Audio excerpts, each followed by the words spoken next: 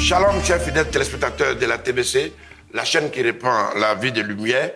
Et merci pour l'intérêt que vous portez à cette émission qui vise à nous donner des informations sur des sujets d'actualité. Nous en profitons pour remercier notre charmant groupe Les Élites qui soutiennent la télévision. Grâce à eux, nous pouvons tenir des émissions comme celle-ci. Aujourd'hui, nous nous intéresserons au foncier en Côte d'Ivoire, un sujet qui soulève beaucoup de passion. Et nous prendrons pour prétexte ce beau livre écrit par M. Alou Boigny-Nobel, spécialiste en droit foncier et immobilier. Shalom, M. Alou. Shalom, M. Oku. Vous n'êtes pas que spécialiste du droit foncier. Vous êtes également magistrat, une carrière que vous avez embrassée très jeune, vous l'êtes toujours, et vous avez même été le major de votre promotion. Est-ce l'exercice de cette fonction qui vous a certainement vu régler plusieurs problèmes liés au foncier qui a motivé la sortie de ce livre? Merci, M. Oku. Alors, avant tout, je suis ivoirien. Et vous savez que la question foncière est une question permanente dans toutes les maisons, dans tous les salons, au sein de toutes les familles. Et effectivement, également, dans le cadre de mes fonctions, j'en ai eu des dossiers sur le foncier. Tout ceci, mis ensemble, nous a emmenés à faire ce bel ouvrage que vous tenez aujourd'hui sur votre plateau et qui est mis à la disposition des Ivoiriens et des amoureux du secteur du foncier ivoirien. C'est cela.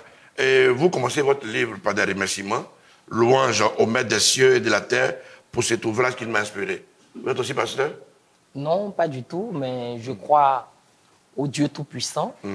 Et sachez bien que on ne peut pas parler de foncier sans avoir quand même une pensée pour notre Créateur. C'est cela. Parce que n'oublions pas que nous sommes sur la planète Terre. Et dont il est le Créateur. Dont il est le Créateur. Et là, nous parlons également de terre, de terrain. Donc, naturellement, nos pensées sont parties en premier à lui. Et enfin, à nos semblables aussi, puisque nous sommes des terriens. Et la Terre est consubstantielle à l'existence sur cette planète. C'est cela. On va dire que le vrai propriétaire terrien, c'est Dieu. C'est vrai. D'accord. Alors, au dos de ce livre-là, il est dit, ce livre est un guide qui facilite l'achat des terrains en Côte d'Ivoire. Il explique les règles qui permettent de comprendre le secteur du foncier ivoirien et donne des astuces aux lecteurs pour éviter les pièges des escrocs. Alors, les escrocs ne profitent-ils pas des failles dans le système judiciaire lié au foncier pour prospérer dans ce domaine? Est-ce que la loi sur le foncier en Côte d'Ivoire, est-ce qu'elle est bonne? Alors, deux questions en une. Je pense que c'est ce que vous me posez. C'est cela. D'abord, les escrocs. Les escrocs ne sont pas dans le seul secteur du foncier. Les escrocs sont là où il y a des opportunités à se faire de l'argent sur l'ignorance de leurs victimes. Et donc, le foncier, vous savez, aujourd'hui, c'est un secret de polichinelle. Le foncier brasse beaucoup de millions. Il n'y a pas de terrain en mille. La majorité des terrains sont en millions. Et il est donc plus facile pour un escroc de venir avoir beaucoup plus d'argent rapidement dans ce domaine. Dans ce secteur-là. Voici pourquoi ce secteur-là regorge quand même une certaine catégorie d'escrocs. Et pour la petite image, les abeilles sont là où il y a le miel. Exactement. Voilà. Et ils sont là pour piquer. Et deuxièmement, il faut dire que ce n'est pas le fait que les lois ivoiriennes sont mauvaises. Je pense d'ailleurs, avec beaucoup d'humilité, que la législation en matière foncière ivoirienne est une législation au goût du jour. Cependant, c'est peut-être la compréhension de ces textes ou l'application également qui, quelquefois, pourrait faire un peu défaut. Mais je pense beaucoup plus à la compréhension et la compréhension du grand public. Vous savez, je l'ai dit dans mon avant-propos, que le droit foncier ivoirien est une science ésotérique. Ça veut dire que c'est une science qui n'est pas donné à tout le monde. À tout le monde. Et je le dis, même pour les éminents juristes, il n'est pas toujours évident de comprendre les termes. Oui, mais ça effraie quand même. Les éminents juristes, ceux qui sont censés nous accompagner dans l'achat d'un terrain, s'ils ne comprennent pas, alors nous, on est foutus. Ça n'effraie pas. Pourquoi? Parce qu'il y a des disciplines dans chaque domaine qui relèvent quand même du bois sacré. Que ce soit dans le domaine médical, vous allez voir peut-être les chirurgiens traitent des disciplines ou des parties du corps qui sont un peu ésotériques par rapport aux autres médecins. Vous voyez, par exemple, la chirurgie du cœur, la chirurgie du cerveau n'est pas la même comme, par exemple, traiter une fièvre. Vous voyez? Et le foncier fait partie de ces disciplines-là. Oui, mais là, je vous comprends. Mais là où c'est effrayant, quand celui qui est spécialiste, vous avez parlé des chirurgiens, celui qui est spécialiste de ce domaine-là, quand lui-même, il ne maîtrise pas tout le contour de ce domaine, alors à quel sein nous on va se vouer? Mais je n'ai pas dit que les juristes spécialistes du foncier ne maîtrisent pas le foncier. J'ai dit les juristes. Et parmi les juristes, il y a certains qui se sont spécialisés dans plusieurs disciplines. Il y a des juristes du droit des affaires. Il y a des juristes en d'autres disciplines. Mais le foncier suppose une spécialisation, des recherches particulières dans ce domaine-là. Et il n'y a pas à avoir peur. Il y a à connaître. Il y a également à vous rapprocher des sachants de la question pour que vous ayez toutes les lumières. C'est cela. Parlant de lumière, est-ce que la loi sur le foncier est suffisamment expliquée à la population? Alors, j'ai envie d'abord de répondre par une citation juridico-latine. Nemo sensetur ignorare legem. Nul n'est censé ignorer la loi. Donc, c'est déjà je veux dire la responsabilité de chaque Ivoirien, de chaque investisseur, de chaque personne qui s'intéresse au foncier ou à l'achat d'un terrain, d'aller vers la loi et de la comprendre. Ça, c'est le premier élément. Le deuxième élément, il y a également que le fait que des termes peuvent être un peu techniques, et c'est normal pour le grand public, c'est bien pourquoi nous avons fait cet ouvrage-là pour aider à la compréhension du grand public de cette belle discipline qu'est le droit foncier, qu'est le foncier en général et l'immobilier. Voilà, une question. Pouvez-vous nous donner la proportion qu'occupent les affaires liées au foncier dans le règlement des litiges qui sont déposés sur les bureaux des juges administratifs? Alors, quelle proportion?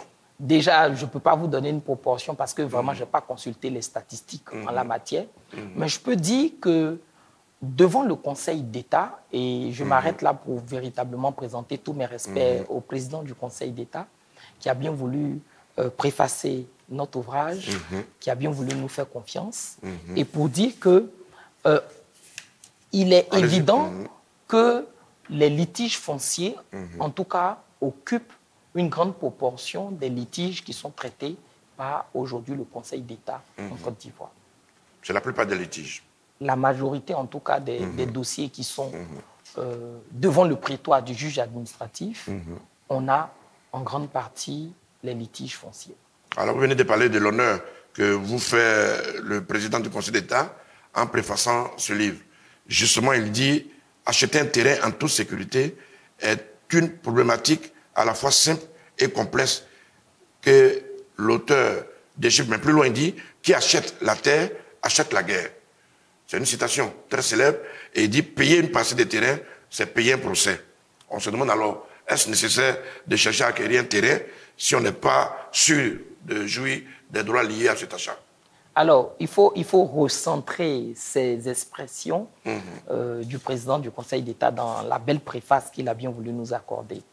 Il dit bien dans cette préface-là, c'est une citation vieille comme le monde. C'est cela. Ça veut dire que ce Mais n'est s'il pas en parle, c'est qu'il a lié au foncier en Côte d'Ivoire. Ça veut dire déjà que ce n'est pas une situation propre à la Côte d'Ivoire, c'est une situation propre, on va dire, à tous les États et depuis les temps anciens.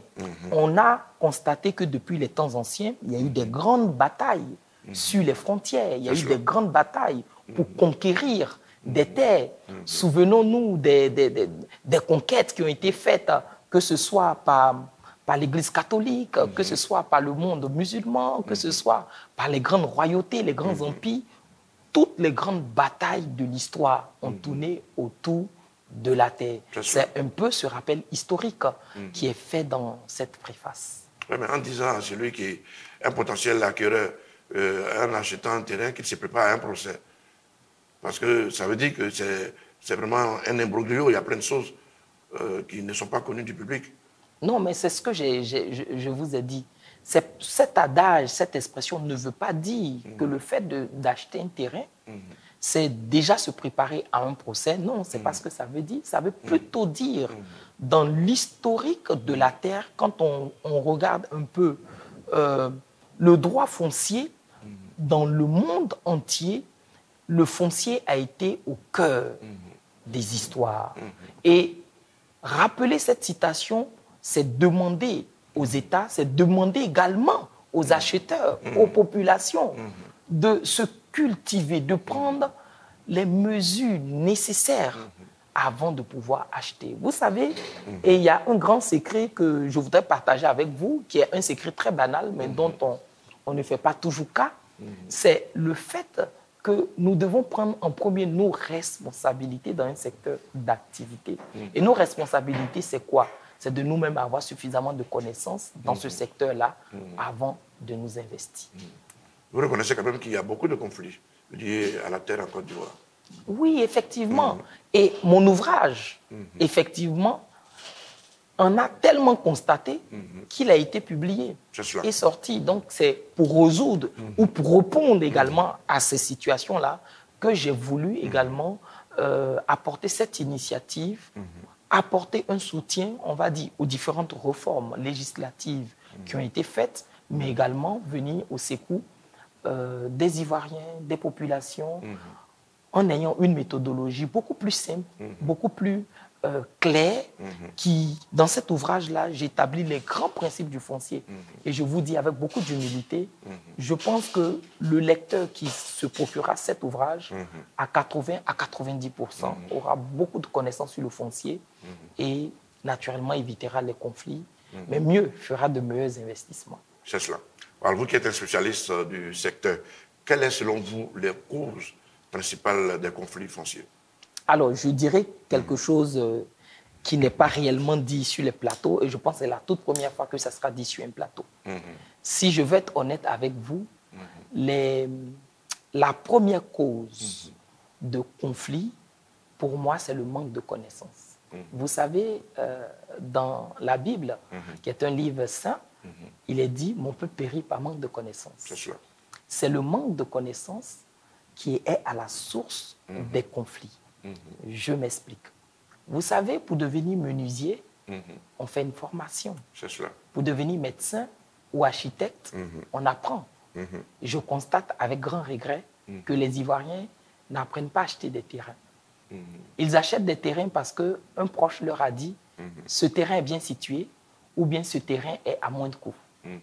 C'est simplement ces raisons qui poussent aujourd'hui la grande majorité des Ivoiriens à acheter des terrains. Alors qu'il faut d'abord comprendre c'est quoi un terrain, quelles sont les règles qui régissent l'achat d'un terrain. On peut ne pas être spécialiste, mais on peut avoir quand même des notions. Et après quoi, on fait un achat ou un investissement éclairé.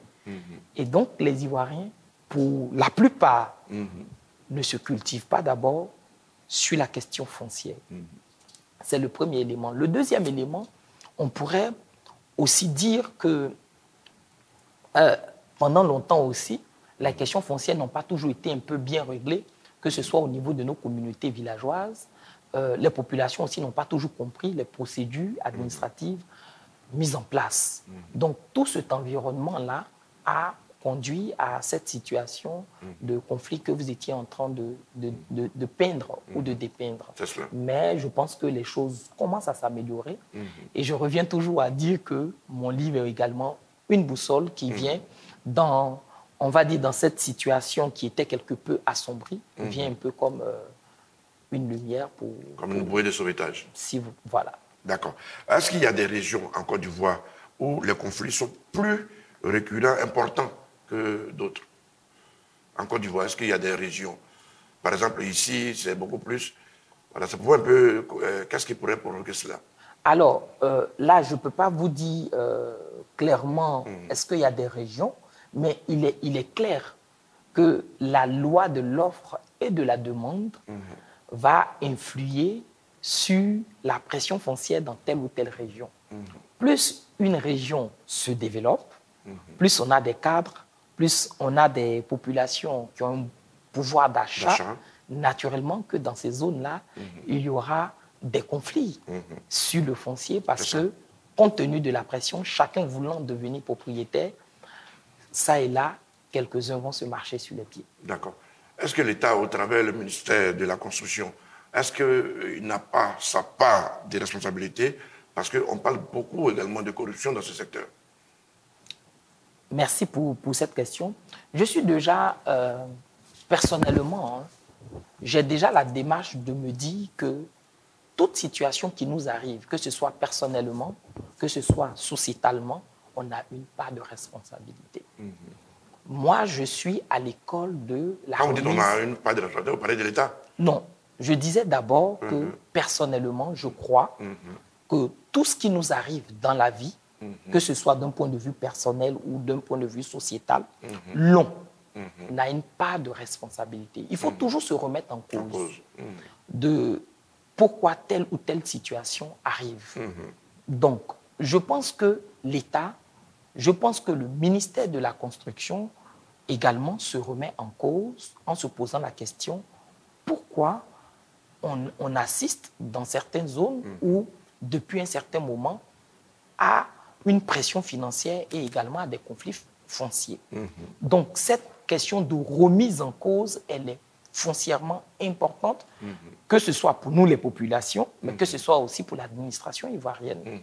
Ceci étant, on constate que depuis 2018-2019, il y a une profonde réforme législative qui se fait.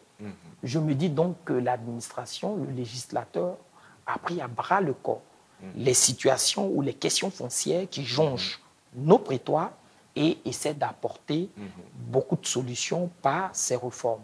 Souvenez-vous qu'aujourd'hui, on parle de l'ADU. Je pense que c'est également aussi une mesure que l'État prend pour arriver au bout de ces situations conflictuelles qui minent le foncier ivoirien. D'accord, mais vous parlez des réformes. Les réformes, ce n'est pas maintenant qu'elles ont commencé. Il y a eu dans le passé des multiples réformes. Est-ce que justement, ce n'est pas ces multiples réformes dans le domaine du foncier, est-ce qu'elles ne sont pas la preuve que l'État même n'arrive pas à maîtriser le secteur? Alors, il faut partir un peu de la genèse. Vous savez, je pense que à partir de 1960 et autres, l'État, la Côte d'Ivoire était un jeune État et l'État s'était mis quelque peu au devant dans tout ce qui est aménagement foncier, tout ce qui est secteur foncier ivoirien. Avec la maturité, avec également le libéralisme économique et vouloir aussi donner la main aux populations, notamment aux entrepreneurs. Dans le secteur du foncier, on parle de sociétés civiles immobilières, on parle d'aménageurs fonciers, des opérateurs investisseurs dans le secteur. Je pense que l'État a également arrivé à un moment aussi donner un peu la main à ces entrepreneurs-là, naturellement qui participent à la vie économique ivoirienne et qui participent à résorber le chômage en Côte d'Ivoire. Donc, en ayant donné à un certain moment la main à ces opérateurs-là pour le dynamisme économique, je pense que là aussi, ça a été quelque part, pas toujours, mais quelque part, il y a eu une porte, il y a eu un mur qui a été quelque peu lézardé et qui a certainement permis cette situation de conflit que nous voyons. Il y a aussi le fait que, avec l'ordonnance de 2013, voilà, qui a été prise, on a donné la main aux communautés villageoises, notamment aux chefs de village, de délivrer les attestations villageoises comme document de premier ordre pour faire la demande de l'ACD. Je pense que cette réforme également, où les autorités coutumières ont été responsabilisées, a permis aussi de constater dans quelques zones un petit désordre aussi et qui a entraîné, n'est-ce pas? Parce qu'on a vu plus, pour un seul terrain, 4 acquéreurs, 5 acquéreurs. Voilà. On a tous le même document. On a vu pour un seul terrain, comme vous le dites, plusieurs attestations villageoises délivrées à plusieurs personnes pour la propriété d'un seul terrain. Donc, je pense que la question du foncier est une question d'ensemble, une question globale. L'administration a sa responsabilité qu'elle porte. Il y a aussi les populations qui ont leur responsabilité. Il y a aussi les communautés villageoises qui ont leur responsabilité. Il y a aussi la responsabilité des intellectuels, des élites que nous sommes de aussi participer à la régularisation, n'est-ce pas, de ce secteur. C'est cela. Alors, on a vu des personnes pensant acquérir un terrain qui ont été plus tard expropriés. Alors, ça pose la question, quel est le document en Côte d'Ivoire ici qui nous donne la pleine propriété sur un terrain? Merci beaucoup. Et vous avez dit tout à l'heure, et c'est très important, et je pense que les populations qui nous regardent, les téléspectateurs se posent ces questions-là. On a vu des personnes qui ont acheté des terrains, qui ont acquis des terrains et qui par la fin ont été expropriés. C'est cela. Je ne sais pas si vous utilisez le mot exproprié comme un juriste, comme sachant de ce que ce mot veut dire, loin de là. ou que vous l'utilisez comme un synonyme de dépossession. Dépossession. On dira comme ça. Mais ce que je veux dire déjà, et j'ai attiré l'attention tout à l'heure des téléspectateurs en disant, malheureusement, les Ivoiriens n'apprennent pas les règles du foncier avant d'acheter. Alors que Mais est-ce que ce n'est pas l'État qui devait prendre le lead à ce niveau-là? C'est un faux fuyant. L'État est là pour protéger les populations. S'ils n'apprennent pas, on peut les y amener. Vous savez, je ne conteste pas la responsabilité de l'administration. Pas du tout. Mais enfin, l'État, c'est qui? L'État, c'est vous, l'État, c'est moi. Oui, mais on a donné ce pouvoir-là à des gens pour régler les problèmes auxquels nous sommes confrontés. Je suis totalement d'accord. L'État doit faire sa part dans la question du foncier. Mais moi, je suis toujours de l'école qui dit il faut que nous, en tant qu'êtres humains, en tant que population, en tant que citoyens, c'est vraiment ma manière de voir et tous ceux qui me connaissent savent que j'ai cette perspective. Pourquoi j'ai fait ce livre? À mes propres frais. J'ai fait des nuits sans dormir. J'ai pris des textes de 1930, 1935, ça et là. Pour la petite anecdote, quand j'ai fini d'écrire ce livre, excusez-moi de l'expression, mais j'avais les fesses en feu. Je n'arrivais plus à m'asseoir. Mais pourquoi? Parce que je me suis dit, il faut que je prenne ma responsabilité en apportant quelque chose à l'État de Côte d'Ivoire. Vous voyez que ce livre, il est orange, blanc, vert. Je me dis que... C'est un livre patriote. C'est un livre, je ne dirais pas patriote, mais l'État de Côte d'Ivoire m'a tout donné. Je suis élève. J'ai fait l'école préscolaire qu'on appelle la maternelle publique. L'école primaire publique. EPP. Le collège public. J'ai fait le lycée public, l'université publique. Mais enfin, Forum public, tout ce que vous avez appris. Il me faut redonner aussi à l'État de Côte d'Ivoire. Et je dis, pour résoudre la question foncière, il faut d'abord que les populations elles-mêmes se disent. Regardez bien, quand nous voulons investir dans les Yango, sans faire de publicité, quand on veut investir dans la crypto-monnaie, quand on veut investir en bourse, on se forme. C'est ça. Mais le foncier aussi est un investissement. Et c'est le meilleur des investissements. La rentabilité est extrême. Il y a des gens qui ont acheté des terrains à 3 millions, qui les ont revendus des années après à 100 millions, 50 millions. Prenons un petit temps pour nous former d'abord. Parce que l'investissement privé est d'abord la question personnelle de l'investisseur. Maintenant, je ne conteste pas que l'État doit prendre en compte un environnement favorable, mettre en place les procédures qui facilitent la compréhension. Et je pense que ce sont donc des responsabilités partagées que chacun doit faire. Pour ma part, je prends mes responsabilités en faisant cet ouvrage. D'accord. Nous sommes en train de parler du type de document qui nous donne la pleine propriété sur un terrain. Effectivement, on a beaucoup de documents en Côte d'Ivoire.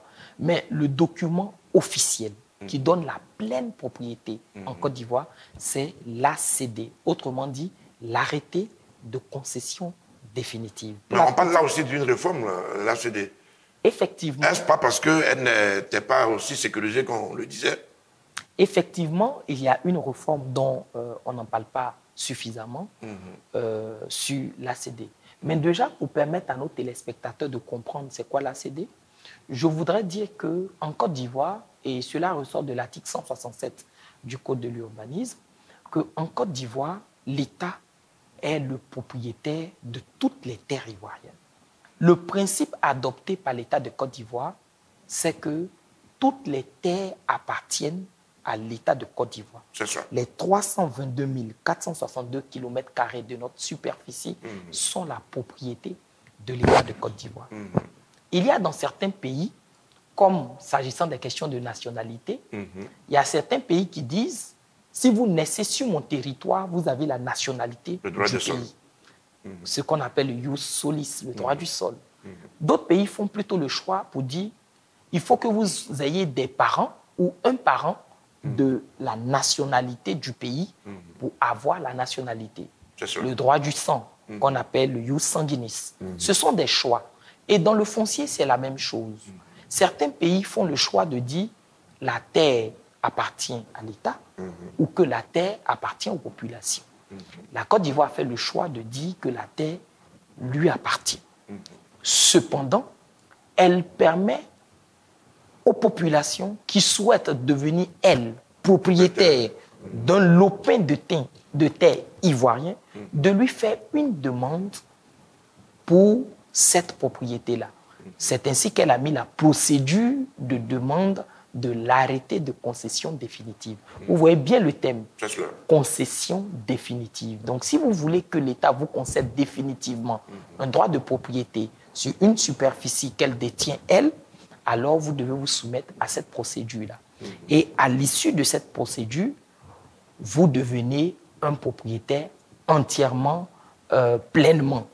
Et donc, on va vous délivrer ce qu'on appelle, et qui est signé par le ministre de la Construction à Abidjan, ou à l'intérieur du pays, signé par les préfets, l'arrêté de concession définitive. C'est donc ce document-là qui est le document qui est la preuve que vous avez la pleine propriété d'un terrain. À côté de l'ACD... Déjà, excusez-moi, mais déjà, si ce document nous donne la pleine propriété, pourquoi penser à faire une réforme? Est-ce pas parce qu'il y a des failles encore à ce niveau? Oui, parce que toute activité est perfectible. Vous savez, on évolue, les technologies évoluent. Avant, on utilisait un papier simple. Aujourd'hui, ici, il est inventé, par exemple, un papier beaucoup plus sécurisé. Pourquoi ne pas utiliser un tel papier? Et cette réforme dont on en parle, c'est la réforme du 6 juin 2024. L'État a voulu apporter beaucoup plus de sécurité à l'arrêté de concession définitive afin, premièrement, de rassurer les populations elles-mêmes qui achètent les terrains sur la solidité de ce document. Deuxièmement, pour encourager les investisseurs étrangers qui souhaitent, par exemple, avoir une terre pour leurs investissements, soit un siège de leur entreprise ou une activité industrielle. Troisièmement, l'État a voulu faire cette réforme-là pour qu'aujourd'hui, la terre soit une garantie hypothécaire. Il est dit clairement dans la réforme que désormais, celui qui a un arrêté de concession définitive sur une terre peut bénéficier d'une garantie hypothécaire. Donc, toutes ces mesures-là viennent consolider, viennent apporter, on va dire, renforcer la solidité juridique, voire judiciaire, de l'arrêté de concession définitive. OK. Nous allons marquer une courte pause et revenir tout à l'heure. TVC, votre télévision lance une opération dénommée Les Élites. Devenez élite de TV Chandelier en envoyant 1000 francs CFA ou 10 000 francs CFA minimum chaque mois pour soutenir les productions de TVC. Chaque don, petit ou grand, nous permet de payer le déplacement de nos équipes pour réaliser des interviews, produire des émissions et hisser ainsi plus haut le drapeau de Jésus sur le toit du monde. Il est plus qu'important que tu rejoignes les frères et sœurs qui ne veulent pas que l'histoire de la propagation de l'évangile ne s'écrive sans eux.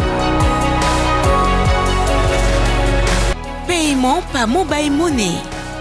Wave, plus 225 05 64 45 27 27.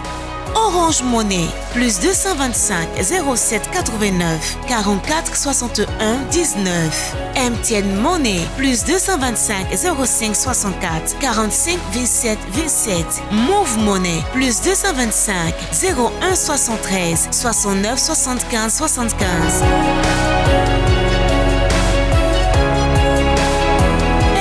Direct. Il s'agit de vous rendre au siège du TV Chandelier, situé au rez-de-chaussée du bloc administratif de l'église protestante baptiste. Œuvre et mission internationale, 6 à Yopougon militaire pour faire votre don en main propre au service marketing de la télévision. Demandez à voir Madame C.I. Isabelle. Notez bien, exigez votre reçu.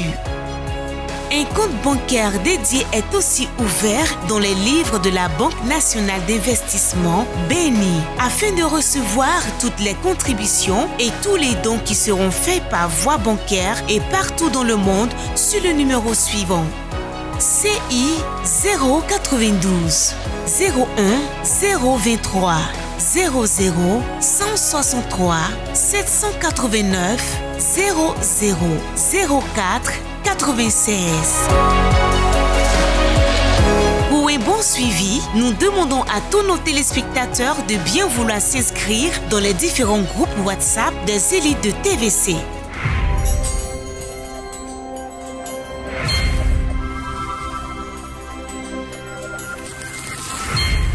TVC, la chaîne qui répand la vie de lumière. Nous sommes de retour sur notre plateau. Nous sommes en train de discuter avec M. Alou Boigny-Nobel. Il a écrit un livre « Acheter un terrain en toute sécurité en Côte d'Ivoire ». Et nous sommes en train de parler justement du foncier en Côte d'Ivoire. Alors, M. Alou, on parle aujourd'hui de l'attestation du droit d'usage coutumier qui vient remplacer l'attestation villageoise. Il devait être en fonction depuis le 1er janvier, je crois, mais qui a été ajourné sur la demande des villageois qui semblent faire de la résistance. Alors, quel est votre avis sur ce document? Alors, déjà, je pense que l'attestation des droits d'usage coutumier est une très belle innovation. Pourquoi une très belle innovation? Je vous avais dit qu'à partir de l'ordonnance de 2013, les chefs de village avaient été responsabilisés par la loi à délivrer les attestations villageoises comme document de base ou encore comme document de premier ordre pour prétendre à la pleine propriété, donc à l'ACD. Malheureusement, il a été constaté dans certaines localités ou à certaines occurrences que sur le même terrain, plusieurs attestations villageoises avaient été délivrées à différentes personnes. Deuxième constat, il a été constaté que dans un village, l'attestation villageoise est de couleur jaune. Dans un autre village, de couleur blanche. Dans un autre, de couleur jaune. De sorte qu'il n'y avait pas d'harmonie ou d'uniformisation dans la délivrance des attestations villageoises. Le troisième constat, c'était qu'aujourd'hui, avec le développement des nouvelles technologies, il était beaucoup plus facile pour les escrocs, les faussaires, d'imiter la signature, de falsifier les documents délivrés par les chefs de village. Enfin aussi, il y avait les questions de coût. On s'était rendu compte que des attestations villageoises valaient 50 000 francs dans un village, dans un autre 100 000, dans d'autres même, on partait jusqu'à 1 million de francs CFA. Donc, il n'y avait pas d'harmonisation aussi dans le coût, n'est-ce pas, des attestations villageoises. Face à cette situation qui a créé beaucoup de répercussions aussi, on va dire, dans les investissements fonciers, l'État a donc décidé d'initier une réforme de l'attestation villageoise en allant vers l'attestation des droits d'usage coutumiers. Pourquoi cette attestation est innovante? Parce que, avant que l'attestation des droits d'usage coutumiers sera désormais délivrée, sur chaque lot concerné, il y aurait déjà la création d'un titre foncier.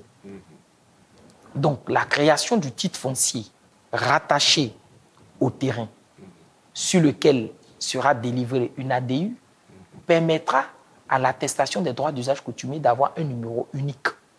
Premier élément. Le deuxième élément... Donc, impossible de vendre le même terrain à deux personnes. À deux personnes. Deuxième élément, l'attestation des droits d'usage coutumier a sur elle un QR code.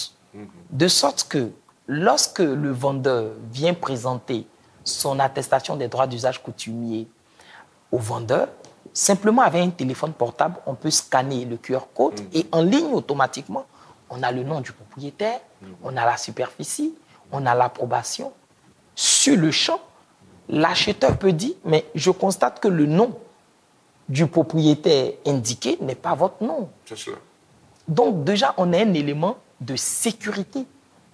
Enfin, l'attestation d'usage des droits d'usage coutumier sera sur un papier qui aura des hologrammes, qui aura des stickers, bref, qui aura des éléments de sécurisation de ce document, de sorte qu'il sera difficile à le reproduire par les faussaires. Cependant, on sait que les escrocs, les faussaires aussi continuent à se mettre au jour. Donc, il va falloir aussi à l'administration, à un moment aussi, de modifier également les données de sécurisation de ce document.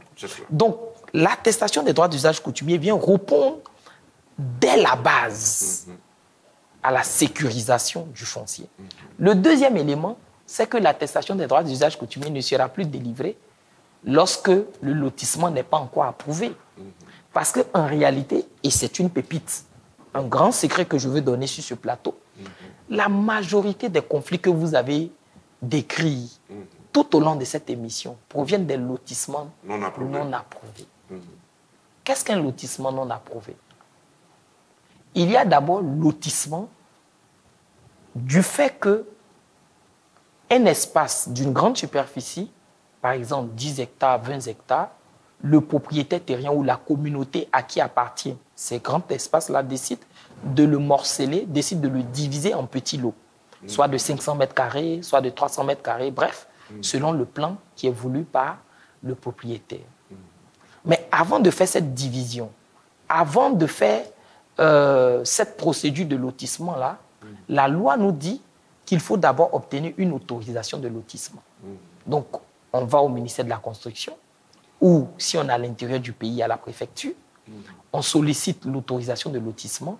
Une fois qu'on a l'arrêté d'autorisation de lotir, on met en place toute cette procédure, que ce soit administrative comme technique, pour morceler la grande superficie de 20 hectares, 100 hectares, pour la morceler en petits lots et naturellement prévoir à l'intérieur des espaces de jeu, des espaces socio-collectifs, des églises, des mosquées, des hôpitaux. Bref, une fois qu'on a fait tous ces travaux techniques et qu'on suit la procédure administrative, à la fin, le ministère de la Construction constate que votre procédure de lotissement a été faite conformément au cahier de charges, conformément à la loi. Le ministre de la Construction vous délivrera ce qu'on appelle l'arrêté d'approbation du plan de lotissement.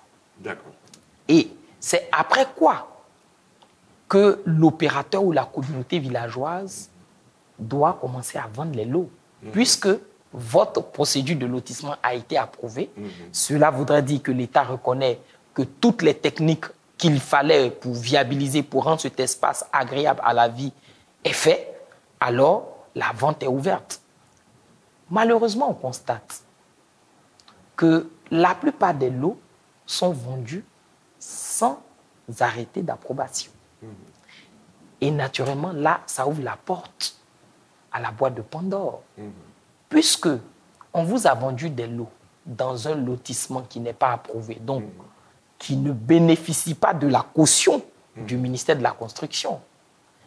Et là, ce lotissement dans lequel vous avez acheté les lots peut ne pas arriver à maturation. Il peut être frappé de servitude. Il peut être frappé de servitude, votre lot, puisqu'il n'est pas encore cautionné que le ministère estime que c'est approuvé. Mais les opérateurs, quelquefois, dans la procédure de lotissement, qui suppose beaucoup de moyens financiers, ça il faut le reconnaître, sont quelquefois heurtés à cette difficulté de financement de leur projet. Ce n'est pas toujours évident que les banques financent les procédures de lotissement. Parce que quelquefois, ce n'est pas des projets très fiables. C'est Vous savez que les banques sont très attachées à la garantie, la sécurité que présente votre projet. Donc, face à cette situation de fonds, les opérateurs, quelquefois, avant l'approbation, avant que le projet n'arrive à maturité, pour avoir des fonds, mettent de façon précoce en vente des lots du futur lotissement. Je ne dis même pas du lotissement, du futur lotissement. Et c'est ce que vous attendez, préfinancement de l'eau ou aussi contrat de réservation de l'eau. Ça veut dire qu'en réalité, vous êtes dans une opération foncière risquée parce que vous allez acheter des terrains dans un lotissement qui n'est pas encore approuvé ou qui est en cours d'approbation. Rien ne vous dit qu'à la fin de la procédure, l'État de Côte d'Ivoire va approuver ce lotissement. D'accord. Ok, nous sommes d'accord avec vous dans ce cas-ci, mais nous sommes en Côte d'Ivoire. Il y a eu des cas où des personnes étaient détentrices de l'ACD, vous l'avez dit tout à l'heure, c'est un document inattaquable normalement, mais on l'a vu, ces personnes ont été expropriées. Ces personnes ont été déguerpies. Alors déjà, je n'ai pas encore dit que l'ACD est un document inattaquable. J'ai dit que l'ACD, c'est l'arrêté de concession définitive où l'État vous concédait les droits définitivement de propriété sur la parcelle pour laquelle vous avez sollicité. Mais si l'État me concède ce droit-là, je suis en paix. Normalement, je suis supposé être en paix. Vous êtes véritablement en paix. Cependant, voici pourquoi je dis, qui crée problème, en fait. voici pourquoi je dis qu'il faut forcément se former. Parce que la loi a prévu, et je pense qu'elle a fait preuve de sagesse, on peut vous délivrer un arrêté de concession définitive et vous êtes définitivement propriétaire. Mais il n'est pas exclu que sous nos cieux, certaines personnes font du faux pour obtenir un arrêté de concession définitive. Il n'est pas exclu que certaines personnes ne suivent pas la procédure requise par la loi pour obtenir un arrêté de concession définitive. Donc la même loi également a prévu que les arrêtés de concession définitive qui souffrent d'irrégularité peuvent se voir annulés. Prenons un exemple. Vous êtes propriétaire terrien. Vos parents, depuis des années, ont des droits de propriété sur une parcelle. Monsieur Tantampion, parce que étant intellectuel ou parce que connaissant les procédures, passe par derrière vous, imite votre signature ou encore falsifie des pièces d'identité vous concernant et finit par avoir un arrêté de concession définitive. L'État lui a concédé, sur le fondement du faux qu'il a fait, un arrêté de concession définitive. Si ce document n'est pas attaquable, alors vous êtes en danger parce que sincèrement ou véritablement dans les faits, vous êtes propriétaire. Mais ce monsieur, par des moyens détournés, a pu, n'est-ce pas, obtenir un ACD. Alors, la loi permet dans ce cas-là à ceux qui ont des droits de saisir le Conseil d'État lorsque un faux de la sorte, ou bien lorsque la procédure d'obtention de l'ACD n'a pas été respectée, de saisir le Conseil d'État en annulation. Et là, on peut procéder à l'annulation de votre arrêté de concession définitive. Ça, c'est la première hypothèse. La deuxième hypothèse, vous dites, des personnes ont un arrêté de concession définitive, mais ils se voient déposséder de leurs biens. Il faut, dans le mot déposséder ou encore expropriation, il faut voir deux hypothèses. La première hypothèse, c'est l'hypothèse des déguerpissements. Et la deuxième hypothèse, c'est l'hypothèse des expropriations pour cause d'utilité publique. On parle de déguerpissement lorsque des personnes sans titre ni droit occupent un espace qui n'est pas en réalité le leur. Qu'est-ce que ça dit? Des personnes ont vu des espaces soit en bordure des routes, soit sur des emprises d'ouvrages publics, et depuis un certain moment, 10 ans, 20 ans, sont venus occuper ces espaces-là. Et l'habitude de l'occupation leur a fait croire qu'ils sont propriétaires. Quelquefois, a fait croire à leurs enfants, parce que peut-être eux sont décédés, qu'ils sont propriétaires. Et quelquefois, ils justifient juste d'un acte sous seing privé, écrit à la main, qu'ils ont trouvé dans les affaires de leur père, ou bien que quelqu'un leur aurait donné comme s'étant fait passer pour le propriétaire, un acte sous seing privé, et ils disent qu'ils sont propriétaires. Là, si ils sont sur des emprises n'ayant aucun titre, on peut les déguerpir. Nous avons vu également certaines personnes qui disent « mais je suis là depuis 20 ans, depuis 30 ans sur cet espace ». C'est vrai, mais si vous n'avez pas un titre de propriété formellement délivré par l'État de Côte d'Ivoire et que vous occupez ces espaces-là, la loi prévoit qu'on peut faire une procédure de déguerpissement. La deuxième hypothèse, c'est ceux qui ont effectivement des titres de propriété, mais dont vous dites qui ont été expropriés. Alors, pour cette hypothèse, il y a une procédure qui est prévue par l'État de Côte d'Ivoire. Des populations peuvent avoir un titre de propriété sur un espace et l'État, pour l'utilité publique, voici pourquoi on dit cause d'expropriation d'utilité publique. Pour l'utilité publique, estime qu'à cet endroit-là, il doit avoir une école, il doit avoir un hôpital, soit parce que la population est abondante dans la zone, soit parce que, compte tenu des questions de mobilité urbaine, il faut forcément qu'une route puisse passer là vraiment pour désengorger les grandes artères. Donc, pour des questions d'utilité publique, l'État peut prendre un décret d'utilité publique. Mais la méthode n'est pas cavalière.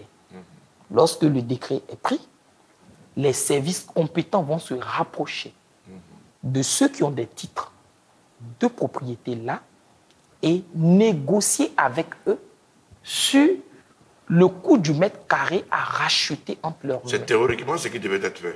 C'est ce que la loi a prévu. C'est théoriquement ce qui devait être fait. En tout cas, je sais que c'est ce que la loi a prévu. Et je pense... C'est pas forcément fait comme ça. Vous êtes d'accord avec moi? Bon, là, je n'en sais pas. Je ne peux pas vraiment répondre sur la question. Mais ce que je sais, en tant que juriste, je dis déjà ce que la loi a prévu. Maintenant, si... Parce qu'il ne faut pas fermer la porte. Et ça, c'est important aussi. Les téléspectateurs sont là pour connaître. C'est ça. Si des populations ou des propriétaires estiment que la procédure n'a pas été suivie, alors ils ont des recours. Et il ne faut pas en parler seulement dans les salons. Il ne faut pas en parler seulement au quartier. Il faut mettre en œuvre ces recours. Et il y a des spécialistes, il y a des avocats, il y a des éminents juristes qui peuvent accompagner ces personnes qui estiment être lésées dans leurs droits. Il faut le faire. Ça aussi, c'est quelque chose que j'ai constaté. Les Ivoiriens parlent, mais quelquefois ne prennent pas sur eux la responsabilité de mettre en œuvre ce dont ils parlent. La procédure qui leur dit de le faire. Il faut le faire aussi. Et je pense qu'il faut mettre... Voici les juridictions, les organes compétents face à leurs responsabilités. Voici ce que la loi dit. J'ai été exproprié. On devrait discuter avec moi. On devrait négocier le prix du mètre carré. Comme vous le dites, ça n'a pas été fait. Je saisis les juridictions pour en savoir de quoi, parce que la loi m'a donné telle ou telle procédure à suivre et je pense avoir été victime. Il faut le faire. Qu'est-ce cela? Alors, M. Alou Boigny-Nobel, vous en parlez avec beaucoup de passion. On sent que vous maîtrisez vraiment le secteur. C'est ce qui vous a poussé à écrire ce livre, Acheter un terrain en toute sécurité en Côte d'Ivoire. Alors, qu'est-ce que ce livre apporte de nouveau et en quoi il peut aider son lecteur à se prémunir des arnaques dans le domaine? Merci, votre question, elle est pertinente. Vous savez, je crois que les conflits, les escroqueries naissent du manque de connaissances. Si une personne arrive à vous escroquer, c'est parce que cette personne, dans le secteur d'activité, a eu beaucoup plus de connaissances que vous. Alors, je vole au secours des Ivoiriens en apportant aujourd'hui beaucoup plus de connaissances aux acheteurs, aux investisseurs. Cet ouvrage est un ouvrage simple. Il est digeste. Oui, je l'ai constaté, il est très facile à lire. Très facile à lire parce que, je le dis dans mon avant-propos, le foncier n'est pas l'affaire des intellectuels uniquement. Le foncier n'est pas l'affaire des hommes prospères uniquement. Vous démystifiez le sujet. Oui, je démystifie parce que le foncier, il est l'affaire de tous. Le jeune ferronnier qui a pu économiser 2,5 millions, il a le droit d'acheter un terrain. La maman qui vend les aubergines a le droit d'acheter un terrain pour l'avenir de ses enfants. Alors, je prends mon lecteur avec une pédagogie dont moi seul j'ai le secret. Et je démystifie la discipline. Vous ne pouvez pas lire cet ouvrage et être anarqué. Vous ne pouvez pas lire cet ouvrage et être escroqué. C'est impossible. 80-90% de mes lecteurs me font des retours énormes. L'un des spécialistes du foncier a attiré mon attention. Il dit, mais président, pourquoi vous avez tout dit dans ce livre? Je lui ai dit, mais parce que je voulais donner aux Ivoiriens ce que la Côte d'Ivoire m'a donné. Pourquoi ça n'arrange pas que vous puissiez tout dire? Mais parce que l'ignorance est aussi le business de certaines personnes. C'est ça. Moins vous savez, plus on s'enrichit sur vous. C'est ça. Et donc, cet ouvrage-là vient combler une grosse lacune de connaissances. Alors, quels sont les grands sujets qui y sont abordés? Alors, les grands sujets, c'est d'abord, qu'est-ce qu'un lotissement? Tout le monde parle de lotissement. J'explique terre à terre ce qu'est un lotissement. J'explique également que faut-il entendre par un lotissement qui n'est pas encore approuvé. Et c'est là-bas que se trouvent les plus grands dangers. Beaucoup de personnes vous disent, j'ai un terrain, et les gens achètent, quelquefois même se voient délivrer des attestations de cession sur ces terrains.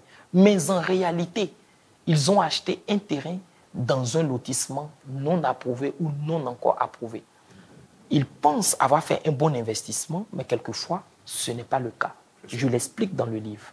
Il y a aussi dans ce livre ce que j'appelle les lotissements approuvés, mais dont l'arrêté d'approbation n'est pas publié au journal officiel.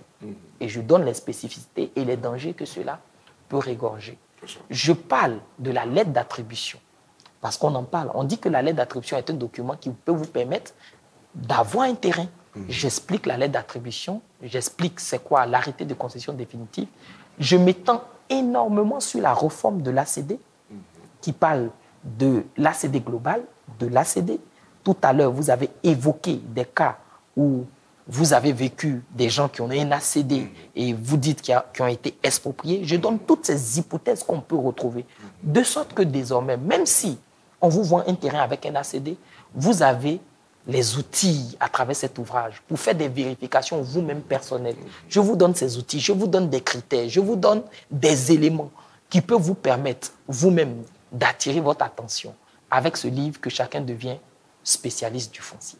On va dire que ce livre est une boussole dans la main de celui qui veut acquérir un terrain. Alors, comment faire pour l'avoir? Alors, cet ouvrage, aujourd'hui, est devenu un ouvrage célèbre.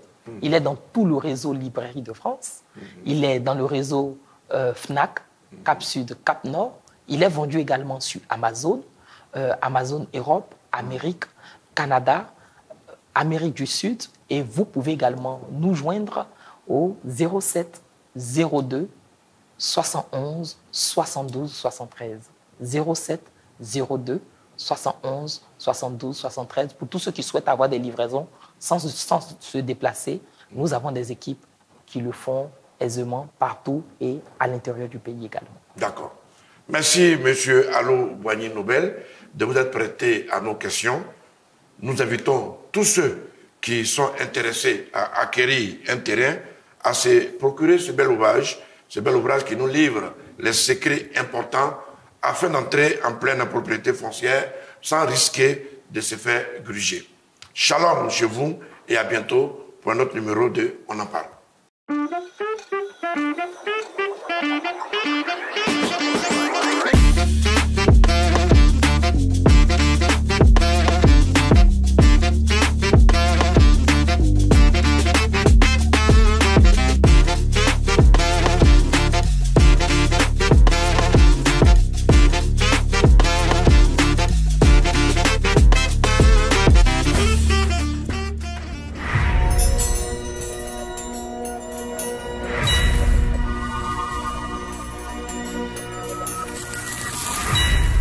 TVC, la chaîne qui répand, la vie de lumière.